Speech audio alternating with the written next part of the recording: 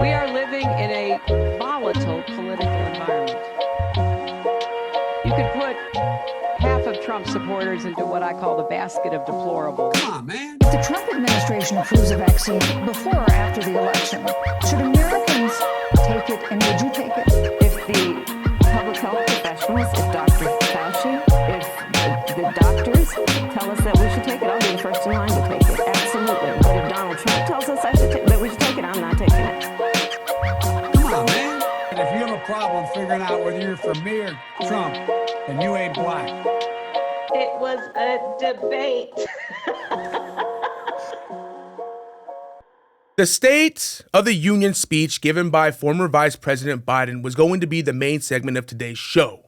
But when reviewing and preparing clips from the speech, I realized that I didn't need to devote 30 minutes of my show to that speech. No, I could sum up Biden's speech in a sentence. And that sentence would be, everything Biden said was a lie. And my live stream title for that event accurately described what he did. He gaslighted America. The Associated Press, Newsweek, and the New York Post did excellent articles on how bad Biden's speech was. No, he was all over the place. His speech was unorganized, divisive, and lackluster. He talked about China, climate change, student loan debt, the economy, gun violence, immigration, policing, abortion, and Ukraine. Not once, while rolling through his speech, did he offer how he was going to tackle these issues. No, all he did was brag about how well he has handled these issues so far, and that to further take on these issues, bipartisanship is needed to pass his proposals. The Democrats knew this speech was not going to go over well, so they printed out a manuscript of Biden's speech so they knew when it was time to start the hype train. No? And that basically sums up his speech. No, and I watched the Republican response speech to the State of the Union. It was simple. No, it got its point across. The governor of Arkansas, Sarah Huckabee, gave the speech, and she talked about unification of the conservative party, and tried to offer a path forward continuing on into 2024. What I didn't like is we had a separate speech in Spanish, and it was a totally different speech than what Huckabee gave. And if Republicans want unification, then we need to kind of focus in what conservatives are looking for. What is conservative culture? The English language is American culture. America adopts aspects of other cultures because we are a melting pot, but we put a twist on it and we make it undeniably American. That's what we do. We just don't accept things. We take it and we go, okay, well, we like this. We're going to make it American. That's what we do. And I'm sorry, but Spanish is not American and it will never be. I'm of Hispanic descent. No, my family speaks Spanish, but our dominant language is English. The whole point of coming to America is to assimilate into American culture. And part of American culture is the English language. It has its own name, American English, but it is drastically different from the English spoken in Europe. And if you want to become an American citizen and take part in American culture, you need to learn how to speak English. Period. Welcome, everyone, to another episode of the Deplorable Talk Show. You were here with Mr. Deplorable himself, Israel Perez. So this is a show where I give you my unfiltered opinion on politics and culture. No, I know nothing about the things I choose to talk about, but this is America, where opinions are just like assholes. Everyone has one. I just choose to record mine and spread it on the internet. So we will start off today's show talking about Chinese spy balloons. How long have they been spying on us? Why did it take the Biden administration so long to shoot it down? No, questions we never really got answers to, but we can speculate, right? We will then jump into the performance at the Grammys, And I gotta say, let's bring back the satanic panic, all right? We need some normality back in America. And from what I can remember, the late 90s and early 2000s is the last time America felt normal. And Sam Smith is making that happen. And the big lead for today will be about the Nord Stream pipeline. Who blew it up? Russia said the US did it. And we said Russia did it. And a new article written by a Pulitzer Prize winner posted on Substack says it was America who blew up the pipeline. And of course, the Biden administration says slanderous lies. And the story disappears. But I'm here to talk about it. And then we will end the show with the girl from TikTok who thinks private property and personal property are two different things. Yeah, I don't know. But let's jump into this, huh? So I really thought Biden was going to go in depth on the Chinese spy balloon debacle during his State of the Union speech, to maybe clear up the air of any doubts. And if I'm remembering correctly, I don't think he even talked about it. And if he did, it was quickly mentioned when he brought up the Chinese threats. The way the Biden administration brushed off this security threat is the DOD said, there's nothing to worry about. This has happened before. Revealed. 3 Chinese spy balloons infiltrated the U.S. during Trump's administration, but he never shot them down or told the public as Republicans call for Biden to resign for putting America at risk. In reporting, the latest of the Chinese balloons shot down off the coast of South Carolina on Saturday, the U.S. Department of Defense said 3 other of these crafts briefly transited the continental United States at least 3 times during the prior administration. The revelation started Mark Esper, the former Secretary of Defense, and comes as Trump and other Republicans claim he would have shot down the balloons while calling on Joe Biden to resign over the stalled attack on the craft. All right. So the DOD is basically saying, well, at least the Biden administration told you about it. This has happened 3 times during the Trump administration, and he kept Americans in the dark about it. Now, I don't believe that, but sure. And here's a picture provided by the Daily Mail that shows the previous Chinese spy planes. So, Chinese spy balloons, shootings during Trump and Biden's presidency. And as we can see here, there was one spotted over Guam, during Trump's administration. And there was one spotted over Hawaii during Trump's administration in October of 2022. And I don't know why there's 2 there. Was there 2 spotted there or not? There was one spotted in Texas and another spotted in Florida during Trump's administration. Okay. Okay. I don't believe that. Who were they spotted by? No? Who spotted them? Because it definitely was not American citizens who spotted them, because they would have said something about it. This would have been in the fucking news. It would have been all over the news. Because it would have gave the news some ammunition against Trump. So let me show you how easily this fucking thing was spotted in the sky. All right? Okay.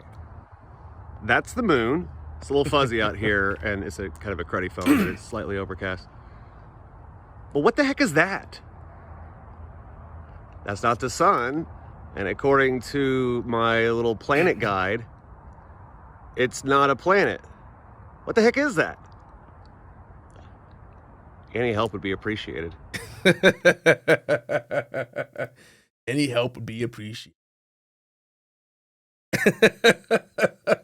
No, that dude saw that balloon in the sky when he was on his way to work.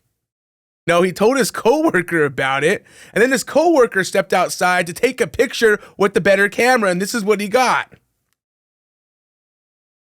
Look at that. Look at that. Now, the DOD's full of shit. Americans in Florida, Texas, and Hawaii would have seen that shit in the sky. They would have. You know, I'm just saying, man, how easily they saw it in Montana, and it was a little bit of overcast. You know, Texas, Florida, and Hawaii are sunshine states. Right next to California, they would have saw it. They would have saw it in the sky. I'm sorry. Now, and here's another example of how the DOD is full of shit. John Ratcliffe, the former director of national intelligence, came out and said what the DOD said was a lie. He refutes it. Mark Esper, the former Secretary of Defense, refutes it. Mike Pompeo, who is running for, I think, really put his bid in for presidency, who was the former Secretary of State and CIA director, refutes it. John, the Biden administration is trying to minimize this explosive situation in this past week, and the Department of Defense is claiming that there were 3 balloons, Chinese spy balloons, that entered the United States airspace during the Trump administration, and that they were not shot down and they were not disclosed. Can you please tell us the truth and if that's true? Well, it's not true. I can refute it. Former Secretary of Defense Mark Esper refuted it yesterday. Former Secretary of State and CIA Director Mike Pompeo has refuted it. Jesus, but Maria, the American people can refute it for themselves. Do you remember during the Trump administration when photographers on the ground and commercial airline pilots were talking about a spy balloon over the United States that people could look up and see even with the naked eye, and that a media that hated Donald Trump wasn't reporting? I don't remember that either because it didn't happen. As I said to you earlier, this was unprecedented. We have never had a circumstance where an adversary has had spy craft over our country, our continental United States, posing a threat for the better part of a week straight. And that's why I said to you before, not only is it unprecedented, but the damage from this is incalculable, both from an intelligence standpoint and the possible payloads. You talked a little bit earlier about the different types of payloads that a stratospheric balloon could carry. Those possibilities are limited only by your imagination. But what we do know is none of those are possible to be deployed against the United States if a stratospheric balloon isn't allowed to traipse across our countryside for 4 straight days, something that has never happened before. You know? No, and he's right. No, this balloon shut down air travel. That means the FAA was able to track it on its radars. And here's an article. Breaking: FFA shuts down 3 airports due to national security initiatives as China balloon advances. Come on. Now, this would have made news if this happened 3 times during the Trump administration. CNN, MSNBC, and every shit lib on YouTube would have used this as ammunition against Trump. It's really, no, there's no way this has happened before, you know. And they were saying that, well, it was floating too high. I was like, well, come on, don't give us that bullshit. So, the balloon was finally shot down on the 4th once it hit the coastline of South Carolina. Now, and I'm having a hard time believing this happened during Trump's administration, but who knows? Maybe it did, because the Biden administration met with Trump officials to brief them about the spy balloons that came into American airspace during Trump's administration. And the Trump officials are having a hard time refuting a picture that was taken of a Chinese spy balloon floating over California 3 weeks after Trump's inauguration. Eric, happy Valentine's Day. Love, Fang Fang. That's some hard evidence right there. In other news, the satanic panic might be making a comeback. And if it does, you could blame it on the Grammys. So the Grammys have always been known to be a little edgy when it comes to performances, and this year they spared no expense when it comes to controversy. So Sam Smith and Kim Petras, I think that's how you say her name, performed the song Unholy. And Kim Petras would later become the first transgender woman to win a Grammy. Now, people were not upset about the name of the song nor the suggestive lyrics. What got people into a fuss was what took place in the choreography. Sam Smith was seen surrounded by dancers in red hooded cloaks, which heavily depicted what some might think is a seance circle or a ritual circle. The circle of women then cover him up, and it pans out to Kim, who is in a cage dancing and singing. And then it pans back to Smith, who rises out of the circle of women wearing a red cloak and a top hat with devil horns coming out of it. Come on. They're just asking for backlash at that point. No. Personally, I don't care. I grew up Roman Catholic, so there's a part of me that says, but if you want to do that kind of thing with the suggestive performances on your tour, that's fine. That's fine. The problem I have here, and I'm sure the rest of America who is not connected to the liberal cult, is why was this on public TV? Now I would understand if this was on, shown on like a cable network, that I would understand that, but this was shown on CBS. CBS is a public broadcasting station. All you need is antennas to get this. You don't need a cable subscription. So, what happened at the Grammys does not stifle the conspiracy theorists who already think the Hollywood elites, the entertainment industry, broadcasting executives, and the oligarchs of arts are all in a satanic cult. It gives them more ammunition. And I'll show you, we're going to show you a little bit of the performance. I'm going to cut out the audio because I don't want to get hit with the DMC. I don't, not for this. But anyways, let's take a look at this, okay? So, as we can see, there he is in his devil horns, surrounded by the women in, red hooded cloaks.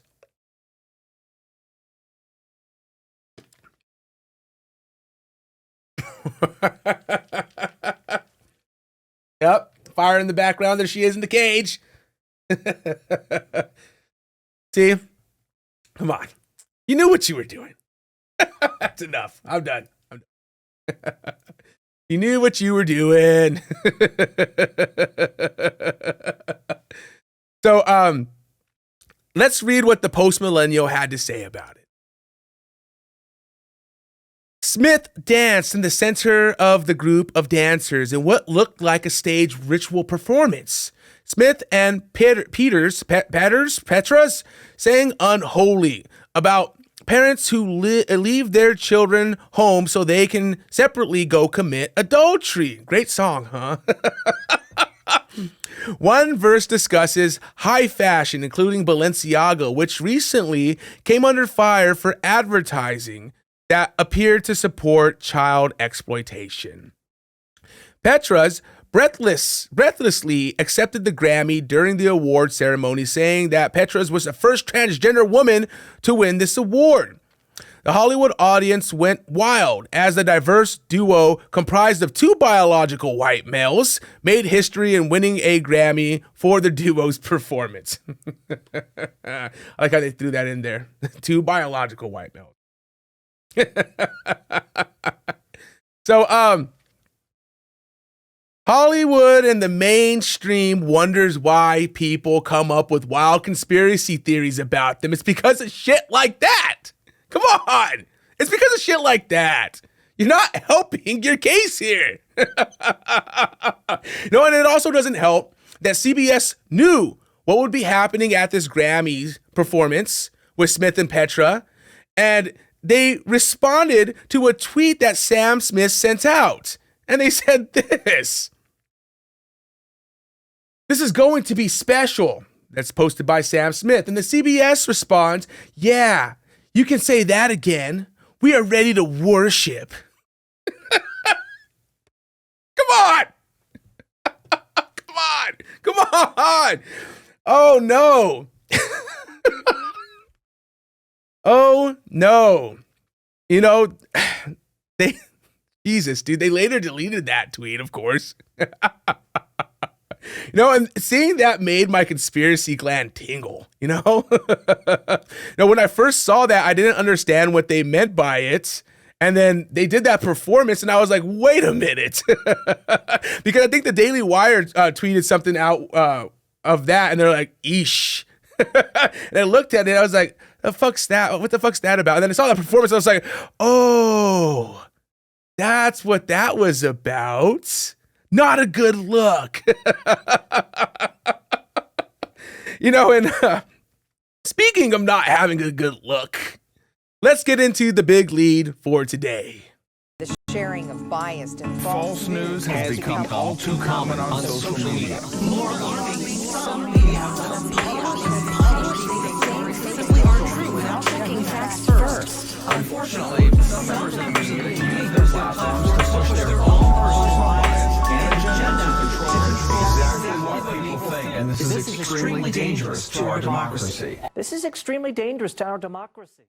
So, does anyone remember Biden saying this around this time last year?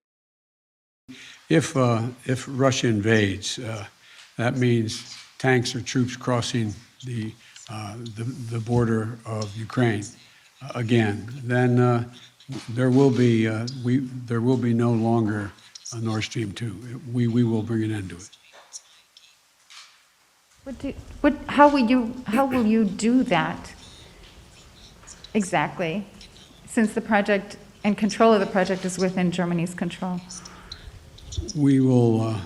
I promise you, we'll be able to do it.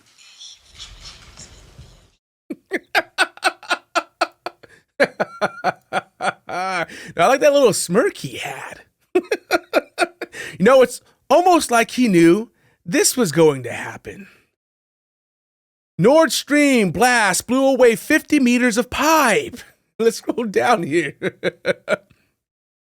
At least 50 meters, 164 feet of an underwater pipeline bringing Russia gas to Germany is thought to have been destroyed by a blast last month. Video shot by a Norwegian robotics company published by Swedish newspaper Expressions appears to show the massive tear in the Nord Stream 1 pipe. Danish police believe powerful explosions blew 4 holes in the pipe and its newer twin Nord Stream 2. It is still unknown who or what caused the blast amid suspicions of sabotage. Gas deliveries have been suspended since the 26 September explosion on the pipes crossing the Baltic Sea.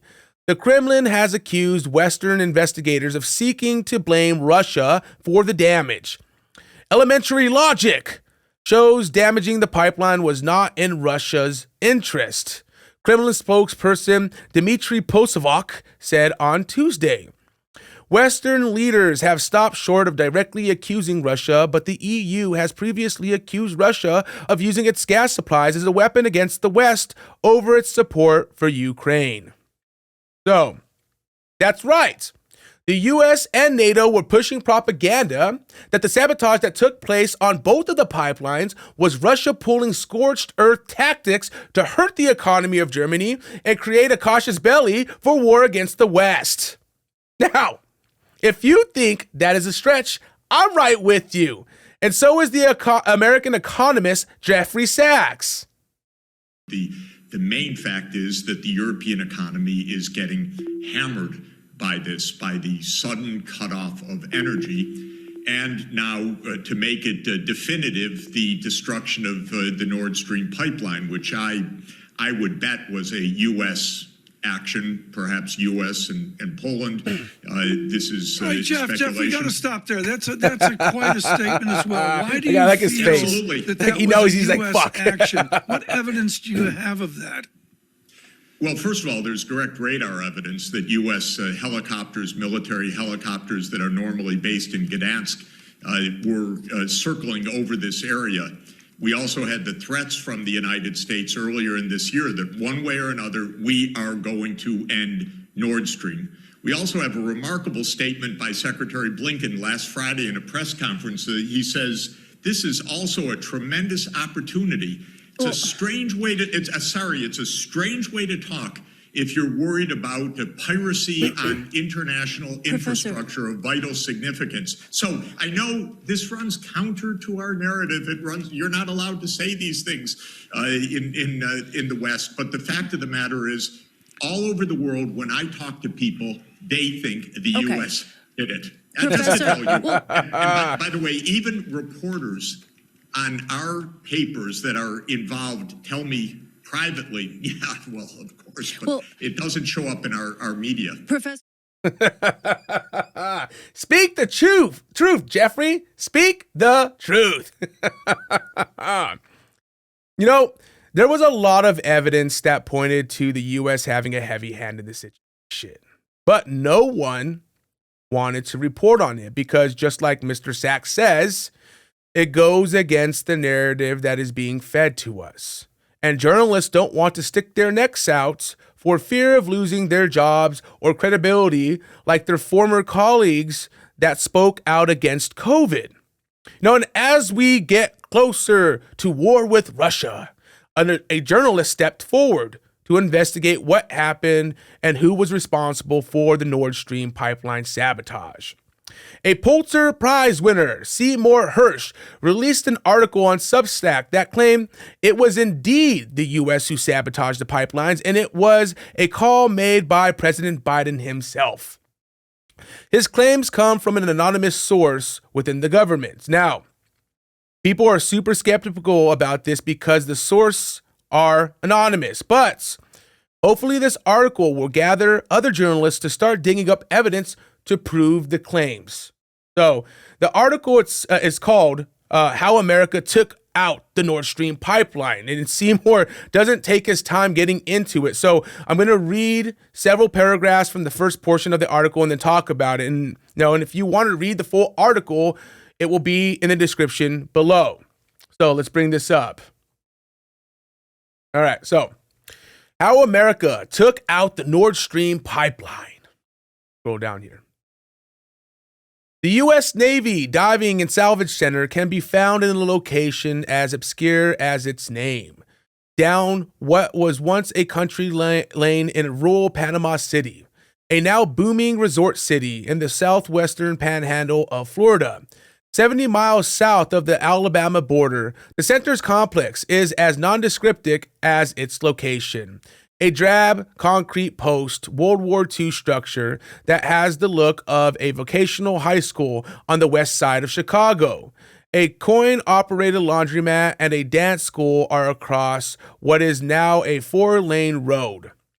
The center has been training highly skilled deep water divers for decades who, once assigned to American military units, are capable of technical diving to do the good, using C4 explosives to clear harbors and beaches of debris and unexplored ordnance, as well as the bad, like blowing up foreign oil rigs, fouling intake valves for undersea power plants, destroying locks on crucial shipping canals. The Panama City, which boasts the second largest indoor pool in America, was the perfect place to recruit the best and most taciturn graduates of the diving school who successfully did last summer what they had been authorized to do 260 feet under the surface of the Baltic Sea. Last June, the Navy divers, operating under the cover of a widely publicized midsummer NATO excursion known as Baltops 22, planted the remotely triggered explosives that, 3 months later, destroyed 3 of the 4 Nord Stream pipelines, according to a source with direct knowledge of the operational planning. 2 of the pipelines, which were known collectively as Nord Stream 1, had been providing Germany and much of Western Europe with cheap Russian natural gas for more than a decade. A second pair of pipelines called Nord Stream 2 had been built but were not yet operational. Now, with Russia troops massing on the Ukraine border and and the bloodiest war in Europe since 1945 looming, President Joseph Biden saw the pipelines as a vehicle for Vladimir Putin to weaponize natural gas for his political territorial ambitions. Asked for comment, Adrienne Watson, a White House spokesperson, said in an email, "This is false and complete fiction." Tammy Thorup, a spokesperson for the Central Intelligence Agency, similarly wrote, "The claim is completely and utterly false." Biden's decision to sabotage the pipelines came after more than 9 months of highly secret back and forth debate inside Washington's National Security Committee about how to best achieve that goal. For much of the time, the issue was not whether to do the mission, but how to get it done with no overt clue as to who was responsible. There was a vital bureaucratic reason for relying on the graduates of the center's hardcore diving school in Panama City. The divers were Navy only, and not members of America's Special Operations Command, whose covert operations must be reported to Congress and briefed in advance of the Senate and House leadership, the so-called Gang of Eights. The Biden administration was doing everything possible to avoid leaks as the planning took place late in 2001 into the first months of 2022. And it continues to say, from its earliest days, Nord Stream 1 was seen by Washington and its anti-Russian NATO partners as a threat to Western dominancy. The holding company behind it, Nord Stream AG, was incorporated in Switzerland in 2005 in partnership with Gazprom, a publicly traded Russian company producing enormous profits for shareholders, which is dominated by oligarchs known to be in the thrall of Putin. Gazprom controlled 51% of the company, with 4 European energy firms, 1 in France, 1 in the Netherlands, and 2 in Germany, sharing the remaining 49% of stock and having the right to control downstream sales of the inexpensive natural gas to local distributors in Germany and Western Europe. Gazprom's profits were shared with the Russian government, and state gas and oil revenues were estimated in some years to amount to as much as 45% of Russia's annual budget. America's political fears were real. Putin would now have an additional and much-needed major source of income, and Germany and the rest of Western Europe would become addicted to low-cost natural gas supplied by Russia, while diminishing European reliance on America. In fact, that's exactly what happened. Many Germans saw Nord Stream 1 as part of the deliverance of former Chancellor Willy Brandt's famed ostopolitical theory, which would enable post-war Germany to rehabilitate itself and other European nations destroyed in World War II by, among other initiatives, utilizing cheap Russian gas to fuel a prosperous Western Europe market and trading economy. Nord Stream 1 was dangerous enough in the view of NATO and Washington, but Nord Stream 2, whose construction was complete in September of 2021, would, if approved by Germany regulators, double the amount of cheap gas that would be available to Germany and Western Europe. The second pipeline also would provide enough gas for more than 50% of Germans' annual consumption. Tensions were constantly escalating between Russia and NATO, backed by the aggressive foreign policy of the Biden administration. So, essentially, what we read is bombs were placed on the pipelines during the multi-nation war game known as Ball Tops 22 by Navy deep sea divers that are part of a diving school in Panama, Florida, and they were remotely detonated shortly after Russia invaded Ukraine. And the reason we destroyed the pipelines is because it would keep Germany and other Western European countries reliant on NATO and the US, and would also keep Russia from making gains economically. Which is not too far-fetched, no. America's interest right now is to make sure the petrodollar, which is basically our money used in other countries as a gold standard, to keep that in place. That's why we print and send money all over the place. Haven't you ever wondered why these omnibus bills send millions of dollars to other countries for gender studies, to help build museums, to purchase weapons? No, we do that So our currency is in constant flows. Other countries use American currency to purchase goods from other countries. It powers our currency so we can continue to print money with no consequence. Russia is making a parallel economy with Germany that is running off the ruble and the mark. And that is bad for business because it gives the American dollar competition.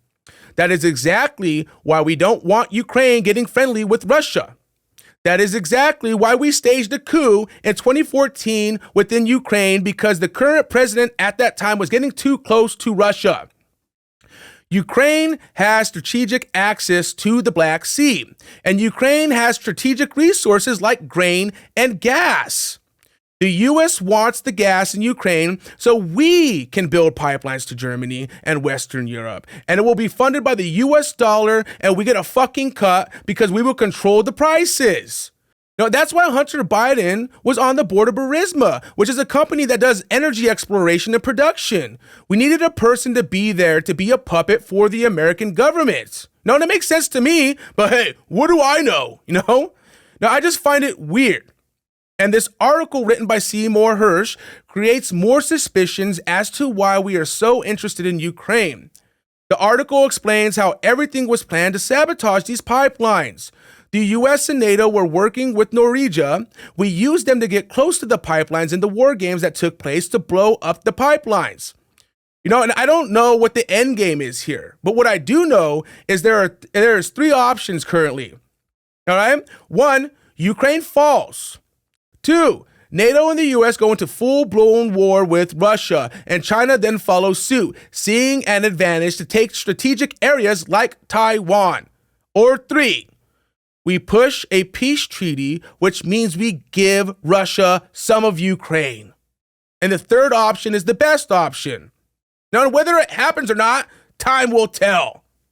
And that ends the big lead. The sharing of biased and False news has become all too common on social media. More alarming, some media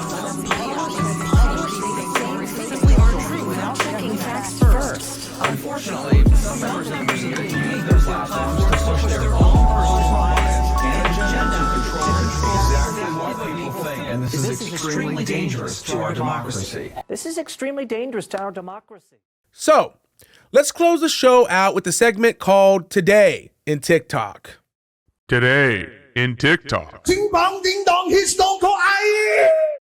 Today we have a video of a TikToker by the name of Tamra vs. The Void. And I have to say, her opinion flies over her head and drifts slowly off into the void.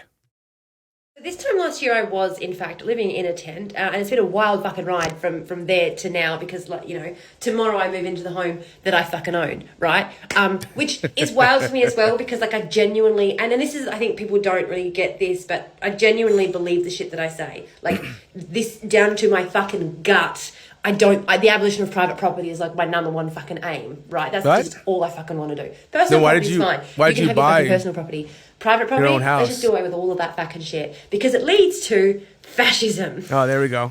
This, what you've done, is called fascism. And I know that that's a confusing term for some people, and I'm going to have a whole bunch of, straw mans in the thing going, oh my God, that's not fascism, you're overreacting. No. In terms of economic theory, fascism is the genuine belief that individuals are responsible for their own well-being and welfare.